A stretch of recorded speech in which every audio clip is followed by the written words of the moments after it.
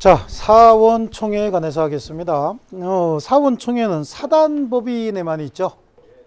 사단법인 사원 전원으로 구성이 되는 최고 의사결정 기관이고요. 사원총회는 그 의결로서 사단법인의 모든 운명을 다 결정할 수 있습니다. 모든 걸 다 결정할 수 있는데 매번 전 사원이 모여서 뭔가 결의한다라고 하는 게 현실적으로 좀 어렵지 않습니까? 그래서 간단한 것들은 이사에게 위임하거나 또는 정관으로 이사회를 두고 이사회에서 결정할 수 있도록 이렇게 위임해 놓는 경우도 많아요. 하지만 반드시 사원총회에서만 해야 되는 게 있어요. 딴 데다가 위임이 절대 불가능한 게 있습니다. 이게 사원총회 전권사항이다 이렇게 얘기하는데, 정관 변경하고 임의 해산 결의, 우리 더 이상 활동하지 말고 해산하자라고 하는 결의. 그래서 정관 변경은 총사원 3분의 2 이상이 있으면 정관을 변경할 수 있어요. 우리 정관 바꾸자는 얘기야. 그러니까 지금 목적 이런 목적 했는데 이 목적 말고 다른 걸로 바꾸자. 장학사업 했는데 장학사업 말고 그냥 우리 그 다문화 가정 지원 사업으로 하자. 그래서 우리 한국으로 시집 온 그 외국인 엄마들 한국말 가르쳐주고 우리 이런 사업 교육하는 사업을 하자 이럴 수 있죠. 이렇게 정관 바꿀 수도 있고요. 아니면 야, 우리 더 이상 활동하지 말고 이제 해산하자. 사회에 손가락질이나 슬슬 받고 잘못하면 주무관청이 설립허가 취소해서 우리 망신당하기 전에 스스로 해산하자. 이 두 가지는 반드시 사원총회에서만 해야 되는 거죠. 그래서 정관 변경은 총사원 3분의 2 이상, 임의해산 결의는 총사원 4분의 3 이상의 결의가 있어서 할 수 있습니다. 아시겠죠? 정삼이 해사삼 해보세요. 정삼이 해사삼. 좋습니다. 그래서 사원총회는요, 통상총회가 있고 임시총회가 있어요. 통상총회는요, 정관 규정에 정해진 대로 소집하는 걸 통상총회라고 해요. 그러니까 정관에 1년에 12번 해라 그럼 12번 소집해야 되는 거야. 한 달에 한 번씩 소집해라 그럼 한 달에 한 번씩 소집하는 게 통상총회입니다. 그런데 임시총회라고 하는 것도 있죠. 그 임시총회라고 하는 건 긴급한 사항이 생기면 필요시에 소집하는 거예요. 그럼 이사가 업무 집행하다가 위임된 사항도 아니고 정관에도 없는 사항이에요. 그러면 사원총회 소집해서 품위를 받으면 되는 거예요. 또 감사가 보니까 이사가 맨날 사우나 가서 놀고 있고 돈 빼다가 맨날 술이나 먹고 그래요. 그럼 사원총회 소집해야 되겠죠. 예, 그래서 이렇게 임시총회도 소집할 수 있어요. 또 사원들이죠. 소수사원권이라고 해서 사원들이 총사원 5분의 1 이상이 앞만 봐도 이사하고 감사하고 둘이 손잡고 맨날 같이 다니면서 형이네 동생이네 그러면서 두 놈 다 손에 땀띠가 났대. 하도 잡고 다녀서. 그게 뭔가 좀 자꾸 이상해요. 그러면 사원총회 소집해달라고 이사한테 얘기하겠죠. 그럼 이사가 물어볼 거 아니야. 무슨 일 때문에? 그러면 사원들이 그러겠죠. 니네 손에 땀띠 보면 알 거 아니야. 그럼 눈치챘겠죠. 소집 안 해주잖아. 그러면 그 총사원 5분의 1 이상이라고 하는 사원들이 법원의 허가를 얻어서 사원총회 소집할 수 있어요. 이건 이제 임시총회라 그래요. 그래서 임시총회는 이렇게 세 가지 방향으로 이사가 업무 집행에 필요시, 감사가 부정불비사항 보고하기 위해서, 또는 소수사원권이 이사하고 감사하고 너무 심하게 손잡고 다니면 무슨 뜻인지 아죠? 네. 손잡고 다니는데 무슨 문제가 돼? 둘이 그냥 서로 짜고서 제대로 일 안 하고 지네끼리 다 해쳐 드시더라. 그죠? 예, 그러면 소수사원권에 의해서도 사원총회는 소집될 수 있다. 그래서 통상총회, 이사는 매년 1회 이상 통상총회를 소집해야 된다. 근데 나머지는 다 정관에 따르도록 돼 있어요. 어쨌든 정관에 아무 얘기 없어도 한 번 이상은 소집하라는 얘기가, 이게 소집해서 결산보고 정도는 해줘라 그런 얘기예요. 근데 1년에 한 번 하는 데가 어디 있어? 그냥 대여섯 번씩 다 하죠. 예. 그 다음에 임시총회, 그래 사단법인의 이사가 필요하다고 인정될 때 소집할 수 있고, 총사원 5분의 1 이상으로부터 회의 목적 사항을 제시해서 청구한 때 이사는 임시총회 소집해야 됩니다. 근데 전항의 청구가 있었는데 2주간 이내에 이사가 소집 절차를 밟지 않는데요. 그러면 청구한 사원은 법원의 허가를 얻어 이를 소집할 수 있다. 이걸 뭐라 그런다고요? 소수사원권이라고 해요. 밑에 나옵니다. 니은에 총사원 5분의 1 이상이라는 정적수는 정관으로 증감할 수 있으나 이를 배제해버릴 수는 없어요. 완전히 박탈하는 것은 허용되지 않는다. 이걸 소수사원권이라고 한다. 자, 됐고요. 소집 절차입니다. 사원총회를 소집하려면요, 일주간 전에, 일주간이 며칠이에요? 7일이죠, 7일? 7일 전에 그 회의 목적 사항을 기재한 소집 통지를 발하고 기타 정관에 정한 방법에 따른다. 왜 소집 통지를 일주간 전에 발송하라고 돼 있어요? 공부해 갖고 오라고. 아시겠죠? 그러니까 일주간이라는 기간은 정관으로 단축할 수 있을까 없을까? 공부할 시간을 뺏는 거잖아요. 하지만 공부할 시간을 길게 줄 수는 있겠죠. 예, 연장을 할 수는 있다라고 하는 거고요. 근데 소집 절차를 제대로 하지 않았다는 거야. 그러면 그래서 사원총회가 열렸답니다. 절차가 제대로 되지 않은 총회에서 결정한 건 효력이 있을까요? 처음부터 절차를 위반했잖아요. 그래서 소집 절차에 중대한 하자가 있으면 그 하자는 그 사원총회 결의는 원칙적으로 무효입니다. 자, 다음 페이지 이제 판례가 재밌는 게 하나가 나와요. 사원총회를 소집을 할 때는 일주간 전에 회의 목적 사항을 제시한 소집 통지를 보내라고 했잖아요. 왜 그렇게 하라 그랬어요? 공부해 갖고 오라고. 근데 임시총회 소집하려고 회의 목적 사항을 제시해서 다 통지했는데 이게 법령 규정에 의해서 우리 법인에서 할 수 없는 일이 돼 버렸네. 법에서 금지한 사항이 돼 버렸어요. 그럼 결의해도 못 하는 거 아니냐고. 그럼 결의할 필요 있어요, 없어요? 없습니다. 그럼 그것도 일주간 전에 보내야 돼? 아니겠죠? 그럼 그건 어떻게 해야 됩니까? 오지 말라고. 예? 오지 말라고도 어떤 절차가 딱 정해져 있는 건 아니고 오지 말라는 건 단톡으로 보내면 되겠죠. 예. 적당한 방법으로 보내면 된다는 얘기예요. 적당한 방법으로. 굳이 어떤 절차 같은 거 따질 필요 없이 오지 마세요라고 하는 건 다 전화로 하면 되죠. 전화로. 전화를 해서 오지 마세요. 아니면 또 뭐 서로 연동이 되면은 내가 보내면 누구한테 보낸다 뭐 이렇게 돼 있으면 그렇게 해서 하면 되는 거고요. 아시겠죠?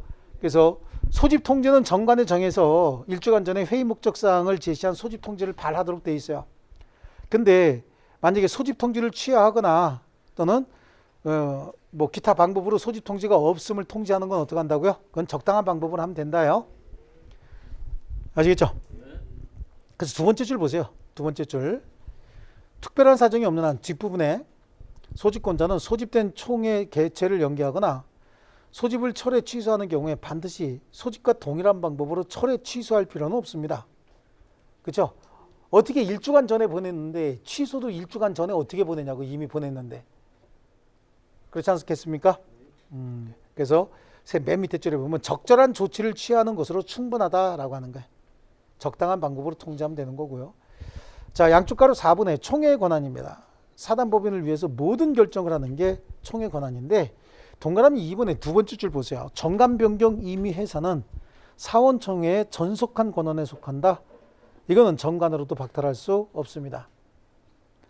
그럼 총회가 소집됐다. 자, 아까 말씀드렸잖아요. 사원총회에서 모든 걸 다 결정하는 게 원칙이지만 매번 많은 사람 다 소집시키기 힘드니까 이사한테 위임하거나 이사회를 만들어서 이사회에다가 위임하거나 이런 식으로 한다 그랬잖아요. 그래도 중요한 사항은 사원총회에서 꼭 해야 되는 경우가 있어요. 특히 정관 변경이나 임의 해산 같은 경우는 사원총회 결의가 아니면 효력이 없습니다. 아시겠죠? 자, 총회가 성립하려면 회의라고 하는 게 성립하려면 최소한 몇 명 와야 돼? 두 사람은 와야 회의가 성립하겠죠.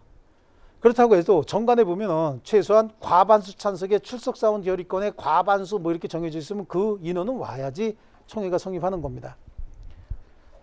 그래서 72조 결의사항에 보면은요. 총회는 전조 규정에 의하여 통지된 사항에 한해서만 결의할 수 있다. 공부해 갖고 온 것만 결의할 수 있어요. 그러나 정관에 다른 규정이 있는 때는 그러하지 아니하다. 이건 뭐냐면 혹시 정관에 2월 마지막 주에 소집하는 사원총회에서는 결산보고한다 이렇게 돼 있대요.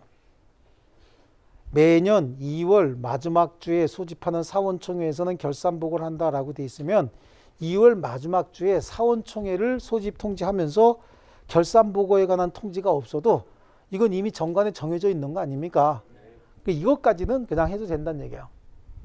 통지하지 않아도 결의할 수 있다는 얘기예요. 자, 그 다음에 결의권이요. 각 사원의 결의권은 평등으로 한다라고 하는데 옆에 써놓으세요. 이거 임의 규정이에요. 그러니까 결의권이 많은 사람도 있고 결의권이 적은 사람도 있을 수 있다는 얘기죠. 근데 원칙은 평등입니다. 각 사원은 서면이나 대리인으로 결의권을 행사할 수 있다. 직접 못 오면 서면으로 하던가 아니면 자기 대리인을 보낼 수도 있습니다. 네, 사원이 결의권이 없는 경우에 사단법인과 어느 사원과의 이해관계사항을 의결하는 경우에 그 사원은 결의권이 없죠. 그러면 누가 이제 결의권이 없다는 얘기는 회의에도 참석해서는 안 된다는 얘기예요. 자, 그 다음에 결의 방법입니다. 총회 결의 방법은 뭐 이건 그냥 상식입니다. 정관에 특별히 정해져 있으면 그에 따르지만 그런 거 없으면 과반이죠. 과반. 사원 과반수 출석과 출석 사원 결의권의 과반수로 하고, 그 다음에 73조 사원 서면이나 대리인을 통해서 결의권 행사한 사람 참석한 거야 안 한 거야? 서면 보낸 사람, 대리인 보낸 사람 출석한 거죠 그냥. 예. 그 다음에 42조 정관 변경이에요. 사단법인 정관은 총사원 3분의 2 이상의 동의가 있는 때 하나여 변경할 수 있다. 근데 이것도 임의 규정이야. 3분의 2는 4분의 3으로 할 수도 있고요, 5분의 3으로 할 수도 있고 얼마든지 바꿀 수 있어요. 정관을 변경했으면 주무관청의 허가를 얻어야 변경의 효력이 발생하고 등기해야만 제3자에게 대항할 수 있습니다. 사단법인은 총사원 4분의 3 이상의 동의가 없으면 해산 결의하지 못한다. 근데 이 숫자도 5분의 4로 바꿀 수도 있어요. 얼마든지 바꿀 수 있고, 총회를 열었으면 어떤 결의가 있었다라고 하는 거 의사록 작성해야 되겠죠. 그리고 주사무소에 비치한다. 큰 의미는 없고요. 사원권입니다. 각 사단법인의 구성원으로서 사원권은요. 자, 내가 사단법인의 구성원이 됐습니다. 그럼 이사도 하고 감사도 하고 해서 회사를 운영할 수 있는 권리 있죠. 또는 사원청에 참석해갖고 회사의 중요한 사항 결정할 수 있는 권리. 이걸 뭐라 그래? 공익권. 그리고 내가 사단법인에 속해서 일을 했으면 어떻게 해야 됩니까? 월급 받아야 되죠. 그 다음에 각종 시설도 이용해야 되겠죠. 이걸 자의권 이렇게 얘기합니다. 큰 의미는 없습니다. 그것도. 그 다음에 동그라미 3번에 사원권 양도 상속할 수 있느냐 없느냐라고 하는데, 자, 생각 먼저 하세요. 사원권은 비영리법인을 지금 얘기하고 있잖아요. 그렇죠? 비영리법인의 사원권은요, 재산적 가치가 있는 게 아니라고 보는 거예요. 그러니까 원칙적으로 재산적 가치가 있는 게 아니기 때문에 양도 상속을 허용하지 않습니다. 근데 이것도 임의 규정이에요. 왜냐하면 사람에 따라서는 돈 안 되는 것만 좋아하는 사람이 있죠. 어떤 분은요, 특히 제 친구 하나 있어요. 제 친구는 그냥 동네에서 하다못해 이렇게 동네에서 뭐 이렇게 지네끼리 모임까지 표창 하나 받고 상패 하나 주면, 표창만 그냥 주면 굉장히 삐져요. 상패 하나 만들어주면, 15만 원짜리 상패 하나 만들어주면 난리가 납니다. 그냥 한 150만 원 술 사고 그런 애들이 있어요. 그런 애들은 이런 사원권, 비영리법인의 사원권도 돈 주고 사려면 살 겁니다. 그래서 원래 사원권은 양도 상속이 금지가 된다. 왜냐하면 이거는 영리적 가치가 있는 게 아니기 때문에 팔고 사고 하는 게 아니다라고 하는 개념인데, 그런 것만 좋아하는 애들은 또 팔고 사고 할 수 있도록 해놨습니다. 그래서 정관이나 또는 관습 등에 의해서 양도 상속도 가능한 거죠.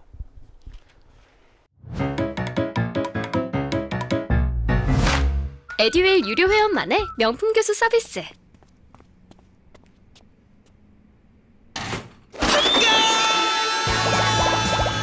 합격이 쉬워지는 명품 교수님 혜택. 오직 에듀윌 유료 회원에게만. 에듀윌. 주변에 그런 사람 없으세요? 돈 되는 것보단 돈 안 되는 것만 골라서 하고 다니시는 분들 있죠. 그런 분들은 이런 것도 삽니다 또. 그래서 사원권의 양도 상속 그래요. 그래서 거기 뭐 기역 니은보다는 다음 페이지에 보면은 판례가 아주 설명을 잘 해놓고 있어요. 사단법인의 사원의 지위는 양도 상속할 수 없다고 규정한 민법 규정은 강행 규정이라 할 수 없습니다. 그래서 사단법인뿐만 아니라 비법인 사단도 사원의 지위는 규약이나 관행에 의해서 양도 상속될 수 있다. 왜냐하면 사단법인에 적용되는 건 비법인 사단도 그대로 적용이 되거든요. 자, 그 다음에 법인의 주소 보겠습니다. 법인의 주소는 주된 사무소 소재지에 있는 것으로 한다. 왜냐하면 법인은 분사무소도 있거든요. 지점이라고 하는 분사무소도 있을 수 있기 때문에 주된 사무소 소재지에 있는 것으로 한다. 그러면 자연인은 주소에서 어떤 효과가 있었냐? 자연인의 주소의 효과가 4가지가 있었죠. 뭐뭐 있었어? 그치, 부법 변상이 있었죠. 근데 법인은 부재 실종이 있어요, 없어요? 법인이 집 나가? 집 안 나가죠? 그래서 조금 다른 건 있어요. 또 법인에는 거소가 있을 수 있습니까? 국내 주소 없는 자 그 거소를 주소로 한다. 주소를 모르는 자 그 거소를 주소로 한다. 법인에 거소가 있을 수 있냐고. 법인의 주소 모르면 어떡하면 돼? 등기부 띄워보면 되죠. 그렇죠? 모를 수가 없어. 그러니까 거소도 있을 수가 없어요. 하지만 법인도 여러 가지 법률 행위 해야 되죠. 그러다 보니까 가주소는 설정할 수 있는 거예요. 가주소. 아시겠죠? 네. 자, 그 다음에 법인의 정관 변경입니다. 그래서 법인의 주소의 효과 있지 않습니까? 주소의 효과는 동그라미 2번에 있는 가주소 설정 가능하다. 그거 하나만 쫓아놓으시면 되고요. 자, 법인의 정관 변경이다. 자, 이 개념은 뭐냐면 법인을 한번 만들면 보통 이제 30년, 40년 이렇게 50년 이렇게 활동하는 경우가 많아요. 특히 이제 비영리 법인 같은 경우는. 근데 과거에는 타당성 있게 받아들여지던 어떤 현상들도 시대가 바뀌면 이게 굉장히 거부감이 생길 수 있죠. 근데 정관에 그런 내용이 들어가 있다는 거야. 그럼 그건 어떻게 바꿔야 되지 않습니까? 그래서 정관도 변경할 필요가 있습니다. 근데 정관은 사단법인의 정관하고 재단법인의 정관이 조금 달라요. 사단법인은 사원총회에서 모든 의사결정 다 할 수 있다 그랬죠. 사단법인의 정관 변경은 아까 정 3이 해 4.3 그랬죠. 그 정이 뭐야? 정관 변경인 거야. 그럼 사단법인의 정관은 출석사원 3분의 2의 동의만 있으면 바꿀 수 있겠죠? 아니요. 총사원이야. 출석사원이 아니라 뭐라고요? 총사원. 요거 하나만 조심하면 돼. 3분의 2가 틀렸다. 그러면 코리안 아니야. 코리안은 숫자는 안 틀리는 게 코리안이에요. 한국 사람은 숫자 절대 안 틀려요. 그 대신 앞에 총을 출석으로 바꿔놓으면 100% 걸려. 90% 걸려요. 90%. 그래서 정관 변경은 사원, 총사원 얼마? 3분의 2 이상의 동의가 있으면 변경할 수 있고, 이 정관 변경을 했으면 자, 주무관청에 허가 얻어야지. 왜냐하면 주무관청에서 그래 이런 일을 해라 라고 해서 설립 허가를 해줬는데 이거와 다른 일을 하겠다. 그럼 주무관청에서 봤을 때 쟤네들 딴짓하고 있네. 그럼 설립 허가 취소해버린단 말이죠. 그러니까 정관을 변경했으면 주무관청에 허가를 얻어야 돼요. 허가를 얻어야 정관 변경에 효력이 발생할 수 있어요. 그럼 정관 변경했으면 이 사항도 어떻게 해야 됩니까? 등기해야 제3자에게 대항할 수 있겠죠. 이 등기는 사무소 수주지마다 다 해야 되는 거야. 주사무소뿐만 아니라 분사무소 있으면 분사무소에도 싹 다 등기해야 됩니다. 아시겠죠? 자, 말은 허가라고 하는데 허가가 아니고 인가로 취급되는 것들이 있어요. 자, 허가라고 하는 건 자유재량행위예요. 뭐라 그랬죠? 자유재량행위로서 일반적으로는 금지되어 있는 걸 허가를 받으면 할 수 있게 만들어준다고. 뭐라고요? 그렇죠. 일반적으로 금지되어 있는 걸 허가를 받으면 할 수 있게 해준다. 대표적인 게 건축허가인 거야. 건축허가는 일반적으로 금지되어 있어요. 건축행위는. 근데 허가 받으면 건축행위 할 수 있게 되죠. 이걸 이제 본질적인 허가예요. 그래서 일반적 금지의 해제를 허가라고 한다고. 쫓아가세요. 일반적 금지의 해제. 일반적 금지의 해제. 이걸 뭐라 그런다고요? 허가. 근데 말은 허가라고 똑같이 쓰면서 인가인 것들이 있어요. 인가. 이거는 특정한 행위를 하고 인가를 하게 되면 그 행위의 효력이 완성되는 거야. 효력을 보충해 준다라고 해요. 그래서 특정 행위의 효력을 보충해 주는 걸 뭐라 그런다? 인가. 특정 행위의 효력을 보충. 뭐라고요? 인가. 다시 한번 쫓아해 보세요. 뭐라고요? 특정 행위의 효력을 보충. 인가. 이걸 인가라고 합니다. 근데 용어는 다 허가라고 쓰는 경우가 굉장히 많아요. 특허도 허가라고 합니다. 특허도. 그래서 허가라고 하는 용어는 순수한 좁은 의미의 허가는 일반적 금지를 해제해 주는 걸 허가라고 하는데, 인가나 특허나 이것들을 다 허가라고 부르는 경우가 굉장히 많습니다. 그럼 여기서 얘기하는 정관 변경에 대한 주무관청의 허가는 인가일까요? 아니면 순수한 의미의 허가일까요? 다시 한번 제가 설명할게. 이게 터득해야지 그냥 암기하면 맨날 헷갈린다고. 그러니까 항상 공부하면서 이렇게 터득해야 돼. 설명 안 들었다니까 지금. 설명 안 듣고 하려니까 한번 했고 또 저걸 언제 받아 적을까 지금 막 그 생각밖에 머릿속에 없는 거야. 다시 한번 잘 들으세요. 순수한 의미의 허가는 일반적으로 금지되어 있는 걸 풀어준다고 해서 일반적 금지의 해제. 해보세요. 이걸 순수한 의미의 뭐라고요? 허가라고 하고, 인간은 특정 행위의 효력을 보충. 쫓아해보세요. 이걸 뭐라 그런다? 인가다 이렇게 얘기해요. 하지만 용어는 막 섞어서 쓴다 그랬죠. 그럼 이거는 본질이 허가일까 인가일까라고 하는 거예요. 왜 인가야? 정관 변경 행위의 효력을 만들어주고 있잖아요. 그러니까 이게 인가지. 이해하셨어요? 네. 자, 근데 문제는 사단법인이 아니라 재단법인에서 똑같은 내용이 이제 문제가 되는데, 원래 재단법인은 정관 변경이 금지예요. 원칙이 금지인 거야. 안 되게 돼 있어요. 왜냐하면 사단법인의 경우에는 항상 사원들이 있잖아요. 사원들이 정관 변경하자라고 할 수 있어요. 사원들이 모든 거 다 변경할 수 있거든요. 근데 비영리를 영리로 바꾸자, 이건 아예 근거 법이 달라지죠. 민법이 아니라 상법이 근거가 되잖아요. 그건 할 수가 없습니다. 근데 처음에 정관 만들면서 이 사항은 절대 변경 금지 조항을 집어넣었다는 거야. 이게 원시정관, 처음에 있는 정관이라고 하는 거야. 변경 금지 조항 변경할 수 있을까요? 없을까요? 있어. 모든 결정 다 하거든. 그때는 전 사원의 동의만 있으면 변경할 수도 있어요. 아시겠죠? 근데 재단법인은 처음에 제가 평생 살면서 돈만 벌 줄 알았지 사회에 좋은 일 기여 하나도 안 했다. 그래서 이 돈으로 내가 죽기 전에 좋은 일을 좀 해야 되겠다. 이래서 재단법인 만드는 경우도 있지 않습니까? 그래. 어떤 사람이 자기 고유 재산으로 자기가 평생에 하고 싶었던 일을 하기 위해서 재단법인 만드는 경우가 굉장히 많이 있거든요.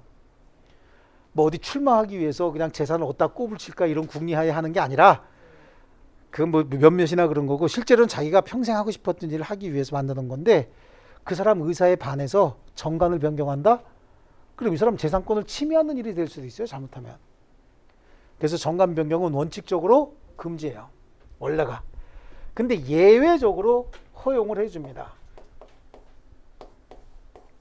예외적으로 허용을 해준다고. 어떤 경우냐면, 혹시 처음부터 정관의 변경에 관한 사항을 미리 집어넣었다는 거야. 정관의 변경에 관한 규정을 어떤 일이 생기면 정관을 바꾼다라고 해서 A, B, C가 생기면 정관 변경할 수 있다라고 미리 정관에 변경 규정이 있다는 거야. 변경 규정을 미리 가지고 있었대요. 그럼 이건 정관 규정에 충실하게 바꾸는 거죠. 이거는 변경할 수 있는 거죠. 근데 정관에 변경에 관한 규정이 없어도 목적 달성을 위해서 필요한 경우, 이때는 목적 달성을 위해서 필요한 경우에는 명칭이나 또는 소재지 정도는 변경할 수 있다. 이건 가능하다는 얘기죠.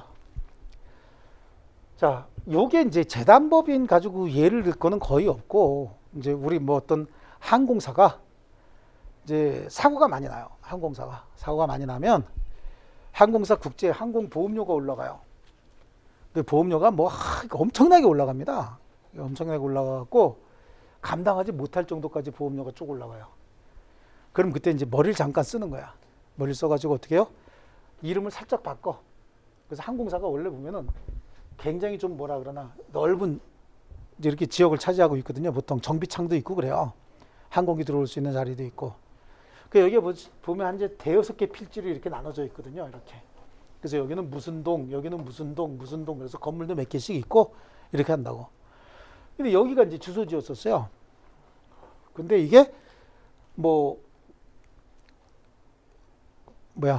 사고가 많이 나가지고 보험료가 많이 올라갔다. 그럼 주소지를 옆으로 바꾸는 거야. 그리고 명칭도 살짝 바꿔요. 바꾸면 신규 법인이 되죠. 과거에 사고가 많이 났던 법인이 아니라 신규 법인이야. 신규 법인 같은 경우에는 기존 보험료의 한 400%로 시작을 하는데, 그때 당시에 그 법인은 1300%나 됐다는 거야. 그럼 이게 운영이 너무 힘들어지죠. 그러니까 이렇게 명칭이나 소재지 옆으로 살짝 옮긴 거죠. 그래서 이제 국제 호출부호도 바뀌고 막 그래. 그죠? 그래요. 뭐 하여튼 뭐 적절한 건지는 잘 모르겠는데 이제 이게 지금 있어요, 없어요? 없죠. 예. 아니지, 이거 아니야. 이거였나? 그렇지. 이걸 해야 되지, 그죠? 지금 이거 없죠. 이거 없이 그 대신 뭐야? 고리안 에어 이렇게 얘기하죠. 네, 이렇게요. 이렇게 불러버려. 그래서 옛날에는 외국에 나가도 호출보호가 이거였었어요. 칼, 뭐 202편 이렇게 얘기를 했다고. 근데 요즘엔 해외에서 보면은요, 이거 뭐라 그래? G 202편 이렇게 얘기한다고. 내가 이거 단어를 잘 몰라서 그래. 하여튼 G는 아닌 것 같은 느낌이 있는데 하여튼 단어는 잘 몰라서 그래요. 그래서 이름만 살짝 바꿨어. 소재지 살짝 바꾸고. 그게 뭐예요? 재산보호를 위해서 또는 목적 달성을 위해서 재산보호 또는 목적 달성을 위해서 필요한 경우에는 명칭이나 소재지 정도 바꿀 수 있다. 이게 스페링이 정확한 건 아니에요. 네, 잘 기억이 안 나서 그래 저도. 자, 이런 경우도 있어. 또 목적 달성이 불가능한 경우. 아무리 유명하시더라도 저랑 공부 스타일이 안 맞으면 그냥 안 맞더라고요. 에듀 유료회원이면 교수님들을 고를 수 있으니까 과목별로 나만의 드림팀을 만든 느낌? 저랑 꼭 맞는 교수님을 선택할 수 있었던 게 합격 비법이었던 것 같아요.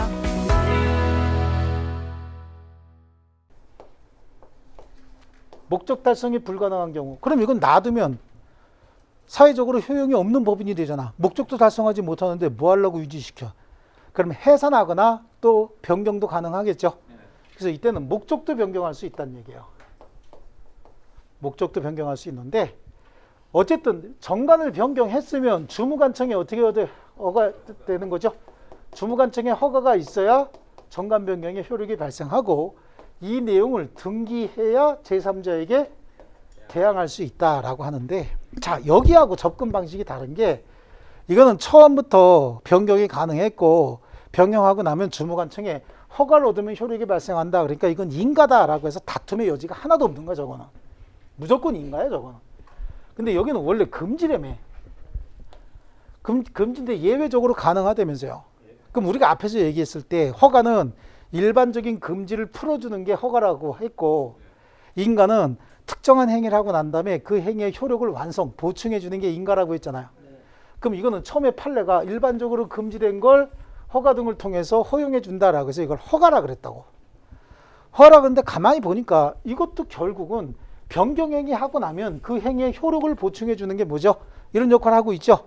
그래서 그 다음에 판례가 바뀐 거야. 그전에는 여기만 보고 이걸 허가로 봤는데 최근의 판례는 이것도 뭘로 보는 거죠? 인가로 보는 거죠. 특히 이 재단법인은요, 정관 변경이 수시로 일어납니다. 재단법인 같은 경우에는 왜 정관 변경이 수시로 일어나냐면 재단법인은 재산을 그 본질로 하고 있죠. 그러니까 재산의 증감이 수시로 일어나는 거야. 재단법인은 재산의 증감이 수시로 일어나기 때문에 그 정관 변경이 수시로 일어나고, 그래서 재단법인의 기본 재산이 늘어나든 기본 재산이 증가하든 줄어들든 관계없이 무조건 정관 변경을 초래하기 때문에 주무관청에 허가가 있어야 돼요. 그래서 재단법인의 채권자가 재단법인의 재산을 압류를 통해서 경매를 실행하는 경우에도 경락 허가 결정 있기 전까지 주무관청에 허가가 있어야 경락인이 소유권 취득할 수 있어요. 그래서 제가 처음에 얘기를 했죠. 학교 운영을 목적으로 하는 법인이 교육 목적 달성하기 위해서 그 채무를 부담할 수 있고, 채무를 변제하기 위해서 학교 건물로 대물 변제하는 거, 이거 목적 활동 맞다 그랬죠.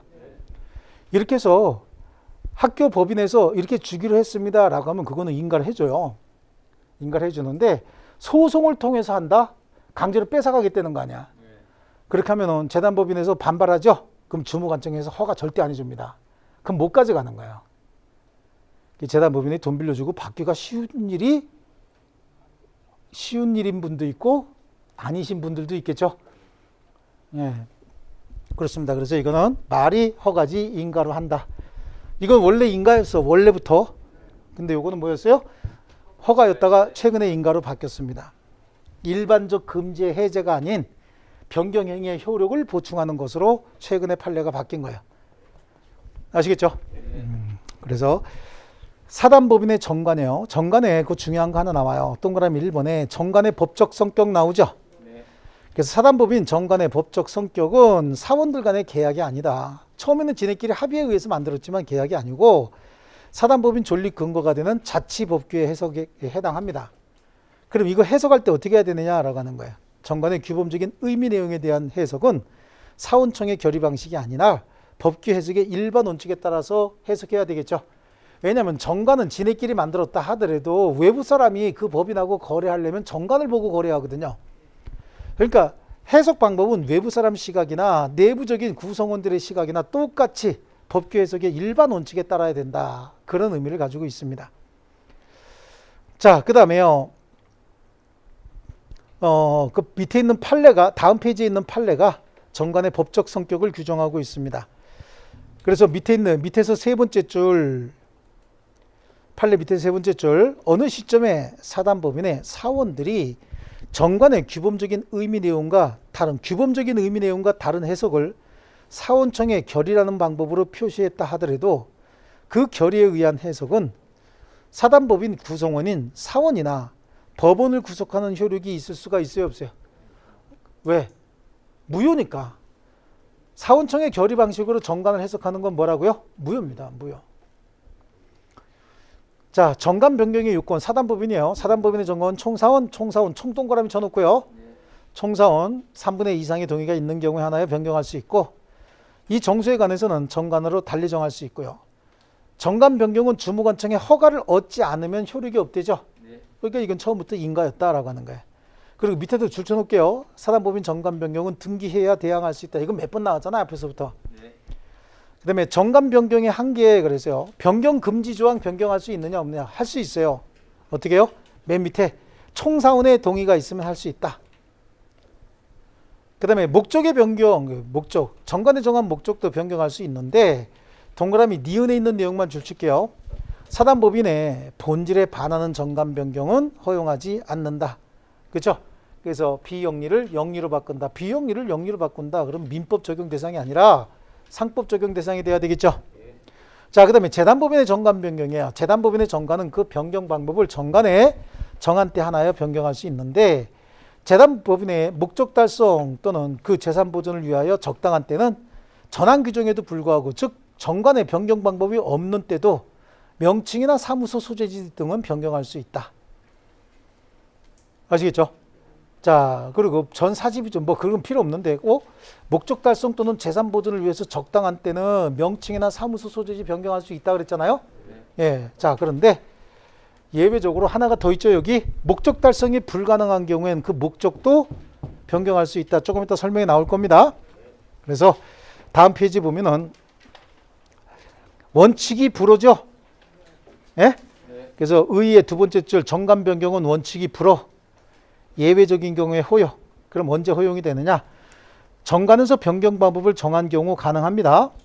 또 목적 달성 또는 재산 보존을 위해서 적당한 경우 나오죠. 그 다음에 동그라미 3번에 재단법인의 목적 달성이 불가능한 때, 그래서 재단법인의 목적 달성할 수 없는 때는 이사나 주무관청은 설립자나 이사는 주무관청의 허가를 얻어 설립 취지 참작해서 목적 기타 규정도 변경할 수 있다. 아시겠죠? 찾으셨죠? 예, 그렇습니다. 자, 그 다음에 주무관청의 허가 밑으로 가면요. 주무관청의 허가입니다. 주무관청의 허가는 두 번째 줄 그 본질은 인가로 본다죠. 인가로 본다. 그 다음에 재단법인의 재산 증권과 주무관청의 허가인데, 자, 요거는 시험에 다 잘 나온 내용들입니다. 재단법인의 기본 재산은 법인의 실체인 동시에 목적 수익의 가장 기본적인 수단이다. 정관 변경을 무조건 유발합니다. 주무관청의 허가가 있어야 되는데, 거기 니은은 다 한번 줄쳐놓을게요. 기본 재산을 처분하는 행위는 물론 새로이 기본 재산에 편입시키는 행위도 주무관청의 허가가 있어야 유효하고, 허가 없이 한 처분 행위는 무효가 되는 거죠. 근데 이거는 허가 없이 급하니까 먼저 처분하고 사후에 추인 형태로 허가 또 받을 수도 있어요. 아시겠죠? 옆에다 하나 사후 추인 형태 허가 가능 이렇게 하나 써놓을게요.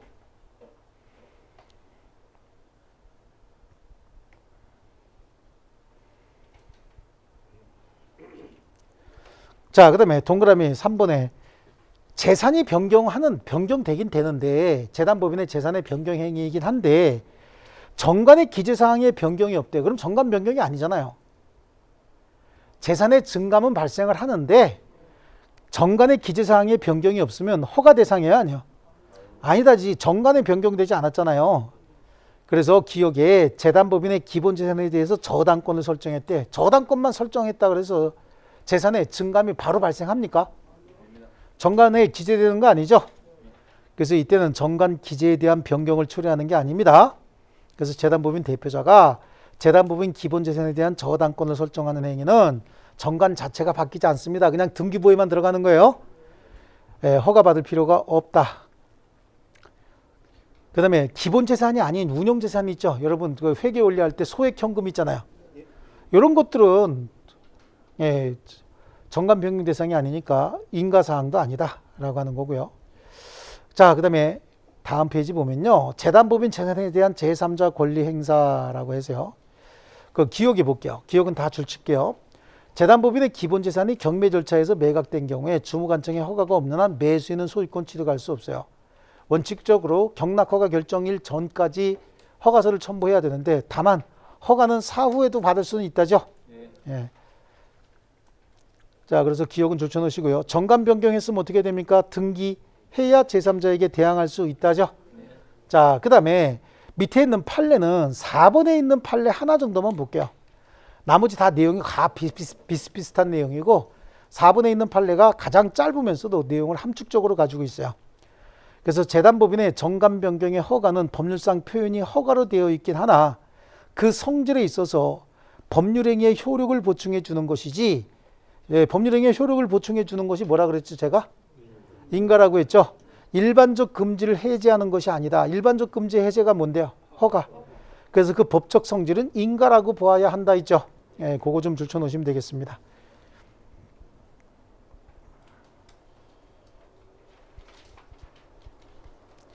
자, 거기 우리 개념 적용 문제에 보니까 24의 기출문제가 있죠. 24의 기출문제. 자, 옳지 않은 거예요. 사단법인 정관의 법적 성질은 계약이 아니라 뭐요? 자치법규. 맞나요? 예. 사원 자격 득실에 관한 규정은 사단법인 정관의 필요적 기재 사항입니까? 이자, 명목, 소, 사, 존. 사제 사. 예. 재단법인의 목적을 달성할 수 없다고 해서 이사가 주무관청의 허가를 얻어 정관을 변경할 수 있는 것은 아니다. 아니지. 목적 달성할 수 없으면 정관 변경할 수 있죠. 또 재단법인의 기본 재산에 대한 저당권 설정행위, 저당권 설정한다 그래서 정관에 뭐 새로운 기재사항이 생기나요? 아니죠. 특별한 사정이 없는 한 정관 변경을 필요로 하지 않습니다. 주무관청에 허가받을 필요 있어요, 없어요? 없습니다. 재단법인 설립자가 정관에서 이사의 임면 방법을 정하지 않고 사망한 때는 이해관계인 검사 청구에 의하여 법원이 정합니까? 네. 이사의 임면 방법을 정하지 않았을 때 이사의 임면 방법을 정하지 않았다라고 하는 게 정관에 반드시 설립자가 정해야 되는 사항 아닌가요? 아니에요? 설립자가 반드시 정해야 되는 사항이 뭐뭐 있었는데요? 자산의 규모하고 아들아 3천억 갖고 장학사업해라. 그래서 목적하고 자산의 규모 정도예요. 죄송합니다. 딸도 들어가야 되는데. 자, 그 다음에 나오는 게 이제 법인의 소멸입니다. 자, 법인이 여러 가지 활동을 하면서 보니까 정말 정관도 변경하고 별짓을 다 했는데 더 이상 활동할 여력이 없어지는 거예요. 그럼 소멸시켜야 되겠죠. 법인이 소멸한다는 얘기는 다른 말로 자연인은 어떻게 한다? 사망한다 그런 거예요. 그래서 법인의 소멸과 자연인의 사망은 같다. 그럼 자연인이 사망하면 뭐가 이루어진다 그랬어요? 상속. 근데 법인이 소멸할 때는요? 청산, 반드시 법인이 소멸할 때는 청산 절차가 있어야 되죠. 그래서 법인을 만들 때는 사단법인은 사람을 모아서 만들고 재단법인은 재산을 모아서 만드는 거예요.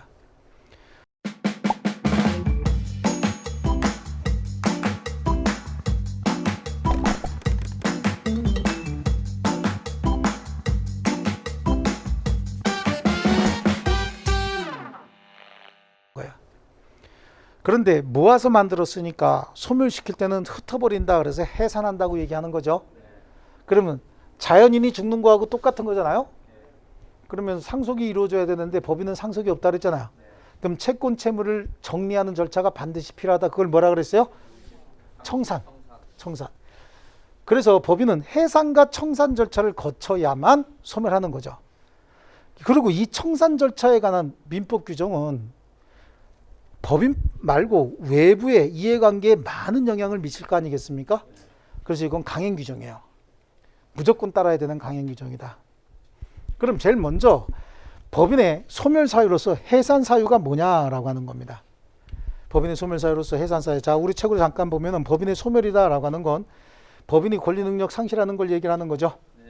그러면 소멸 절차는 그랬습니다. 소멸 절차는 첫 번째 줄 맨 뒤에 해산 및 청산. 그렇죠?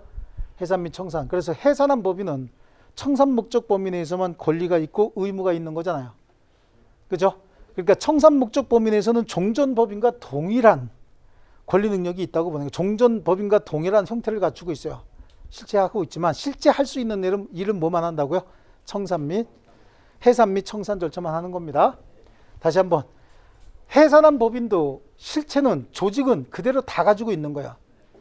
그 대신 목적 사업만 정관에 정한 목적 사업을 하는 것이 아니라 해산 및 청산 업무만 하게 돼 있습니다. 아시겠죠? 하지만 조직은 그대로 가지고 있어요. 사단법인 같은 경우는 사원총회도 있고 이사 이름이 청산인으로 바뀌어요. 이사 이름이. 그 다음에 뭐 사원총회도 있고 감사가 있었으면 감사도 그대로 존재할 수 있는 거야. 그 다음에 재단법인 같은 경우는 사원총회는 없죠. 이사다. 감사.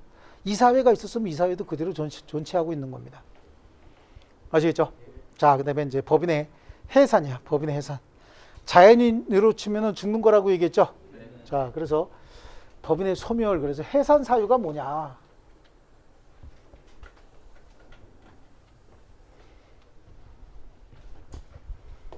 법인의 해산 사유가 발생을 했다. 그러면 사람이 죽는 거하고 똑같아요. 여러분, 사람이 한 달 동안 파만 먹었대. 파. 한 달 동안 사람이 파만 먹었다. 그러면 살아있을까요? 한 달 동안 파만 먹었으면 내가 볼 때는 안 살아있을 가능성이 높은데요. 얼마나 독하면 파만 먹었는데 살아. 굶었으면 혹시 살아있을 가능성이 있어요. 물만 먹었으면. 근데 물도 안 먹고 뭐만 먹었다고? 파만 먹었대. 그럼 죽었을 가능성이 높죠. 그 대신 좀 더러운 얘기지만 설사는 엄청나게 했겠다. 그죠?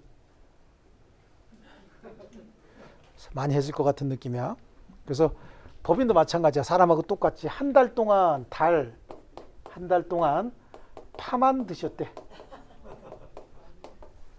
파만 취사했대요. 그러면 설사 무지하게 하겠죠. 그래서 몸은 순수 무결해집니다. 말도 안 되는 소리긴 한데. 그래서 달파만 취사 무결, 이게 해산 사유야. 법인의 해산 사유요. 그렇죠? 달파만 취사 무결할 때 여기까지가 사단법인의 해산 사유고요. 달파만 취사 여기가 뭐죠? 재단법인의 해산 사유인 거야. 그래서 여기는 목적의 달성 뿐만 아니라 목적의 달성 불능이라는 거죠. 목적을 달성해서 더 이상 달성할 일이 없어졌다는 거야. 아니면 달성도 못했는데 달성 불능 상태에 빠져서 할 일이 없어져 버렸대요. 그럼 정관을 바꿔야 되는데 정관도 바꿀 상황이 아니라는 거야. 그럼 해산해야 되죠. 더 이상 할 일 없는데. 그 다음에 법인이 파산했다는 거죠. 파산. 자, 우리 법인의 파산은 채무 초과로 충분합니다. 채무 초과. 자연인의 파산은 지급불능인 거예요. 자, 예를 들어서 자연인이 채무가 재산보다 훨씬 더 많아요. 그래도 자연인이 계속해서 경제활동해 나가면서 조금씩 갚아 나간다. 그럼 이건 파산 사유가 아니에요. 법인의 파산 사유는 단지 딱 하나 뭐죠? 채무 초과. 법인의 재산보다 채무가 더 많다. 그럼 파산 사유가 발생한 거야. 그럼 얘를 파산시킬 건지 아니면 조금 더 봐줄 건지는 어디서 결정해? 주거래 은행에서. 주거래 은행에서 결정해요. 주거래 은행을 잡고 있는 분은 누구요? 주거래 은행장 임명하시는 분이 누구셔? 저기 계신 분이죠? 그래. 그러니까 결국은 법인은 쪽도 못 쓰게 돼 있어요. 그렇지 않습니까? 옛날에 무슨 신발 그 회사 크게 하시던 분 있잖아요. 신발에서 크게 하시던 분들 뭐 영어로 인터내셔널 그러니까 뭐 우리말로 뭐 국제인가 뭐 이런 게 하시는 분 그죠? 신발 공장 하시던 분 그 크리스마스 파티 때 좀 늦게 오셨다고 한 방에 날라갔죠? 예, 뭐 그날 저 부산에 그 평생에 눈이 안 오다가 그날 눈이 왔대요. 그래서 비행기가 좀 늦게 뜨는 바람에 늦게 오셨다가 그 다음날 그냥 작살 났잖아요. 그래서 법인의 파산은 채무 초과로 충분하다. 여러분 저는 빚이 많아 보여요? 재산이 많아 보여요? 그렇죠. 정확한 눈을 갖고 계신 거예요. 네, 재산은 뭐예요? 제가 없어요. 제 주머니 지금 딱 2만 원 있어. 아침에 준 거. 그래요. 그분이 주시는 대로 갖고 나와야 되고 이것도 20% 남겨서 4천 원 남겨가야 내일 또 2만 원 챙겨주지 더 쓰면 그만큼 빼요. 그래요. 이렇게 사는 사람이에요. 내가 빚은 다 내 거야. 근데 그렇죠? 대출 신청하거나 이런 건 다 제 이름으로 해야 돼요. 자 그런 사람이 무슨 그죠? 근데 왜 저는 파산 안 할까? 빚은 뒤지게 많은데 또 그분이 모르는 빚도 좀 있어요. 그래요. 그 빚은 많은데 왜 파산 안 해? 경제활동하면서 계속해서 지급불능이 아니거든. 근데 법인은 이런 상태가 되면 그냥 무조건 파산 사유 발생한 거야. 그 대신 은행에서 날려버리겠다 그러면 날릴 수가 있는 거죠. 자, 그 다음에 요거는 만료야. 존립기간의 만료. 법인이 처음에 만들 때부터 언제까지만 활동하겠다라고 정해냈으면 그날이 되면 어떻게 되죠? 존립기간이 만료되면 이거는 해산해야 되는 거예요. 정관에 그렇게 정했기 때문에. 2021년 9월 30일까지만 활동하겠다라고 딱 정해놨다는 거예요. 한시법인으로. 그러면 그날이 되면 이제 해산 절차에 들어가야 되죠. 자, 그 다음에 설립허가가 취소가 됐다는 겁니다. 설립허가 취소. 설립허가 취소는 주무관청에서 합니다. 공익을 위반했대, 목적을 위반했답니다. 정관에 정한 목적 이외의 사업을 했대요. 이게 목적 위반했죠. 그리고 또는 공익을 위반했답니다. 공익을 위반하는 행위했다. 그럼 설립허가 취소예요. 얼마 전에 우리 K스포츠하고 미르재단이라고 있었죠. 걔네들 다 뭐야? 공익을 위반하는 행위했다 그래서 설립허가 취소됐고 지금까지도 지금 청산 업무 하고 있다는 거예요. 지금까지도. 빨리 끝내 안 끝내? 그걸 왜 끝내? 길게 가면 길게 갈수록 월급 계속 나오는데. 그죠? 빨리 안 끝내. 그 청산인은 대체적으로 다 변호사들이 청산하기 때문에 잘 안 끝냅니다. 그 다음에 정관에 정한 사유가 발생을 했다라고 하는 거야. 여기가 재단법인의 정관의 필요조건지 사항이고요. 그 다음에 이거는 뭐야? 무사원이야. 사원이 하나도 없게 된다야.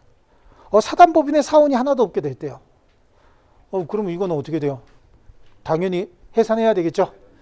그 다음에 결의가 있었다는 얘기죠. 결의는 출석사원 4분의 3 이상의 결의가 있으면 해산한다 그랬죠. 총입니다. 총. 그렇죠? 또 적다가 많은 사람들 있죠. 지금 또 지워야 되겠다.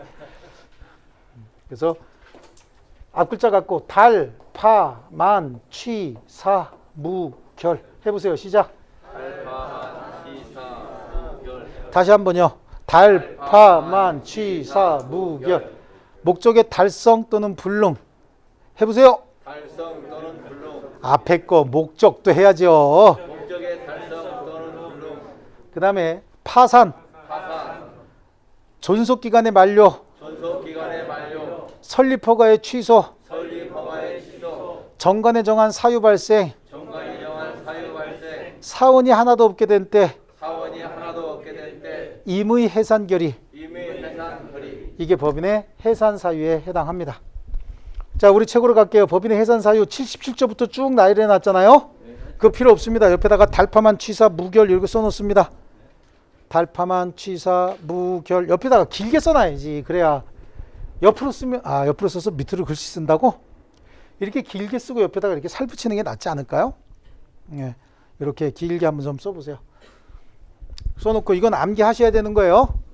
이거 자체가 다음 중 법인의 해산 사유가 아닌 것은 이런 식으로 안 나와. 이건 이제 우리 시험 이 정도 난이도 떨어지는 건 아니에요. 그냥 법인에 관한 사항을 쭉 5개 정도 집어넣고 그 중에다가 하나 슬그머니 집어넣는다고.